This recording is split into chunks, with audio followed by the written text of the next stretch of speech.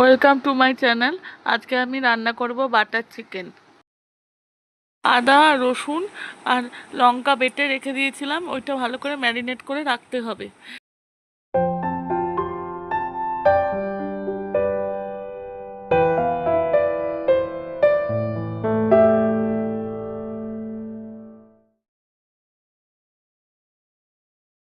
ভালো করে টক দই নুন দিয়ে ফেটিয়ে রাখতে হবে।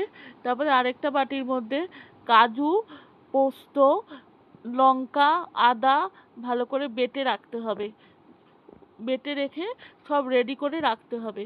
তারপরে কড়াইতে সাদা তেল আর বাটার দিয়ে ভালো করে ম্যারিনেট করা মাংসগুলো একটা একটা করে ভেজে দিয়ে তুলে রাখতে হবে।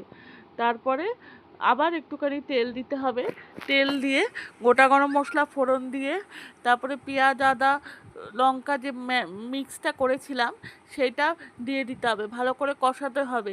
কষিয়ে আবার কাজু বাদাম বাটা আর বাদাম পোস্ত বাটা আর টক দই সব একসাথে বেটে রেখেছিলাম, সেই বাটাটা দিয়ে দিতে হবে। ভালো করে কষাতে হবে।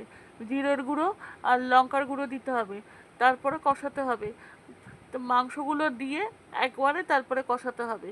কষিয়ে যখন একটু তেল ছেড়ে আসবে তখন একটু গরম জল করে রাখতে হবে। গরম জলটা দিয়ে দিতে হবে।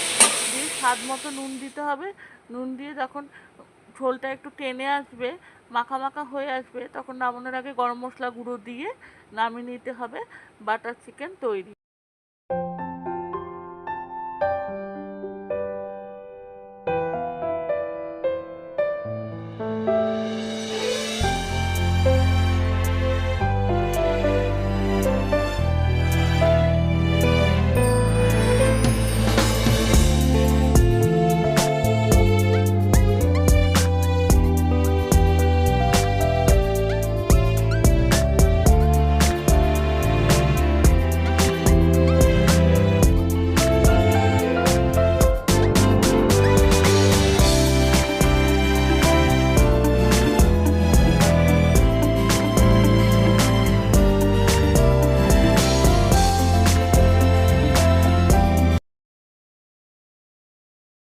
ধন্যবাদ আমার ভিডিও দেখার জন্যে।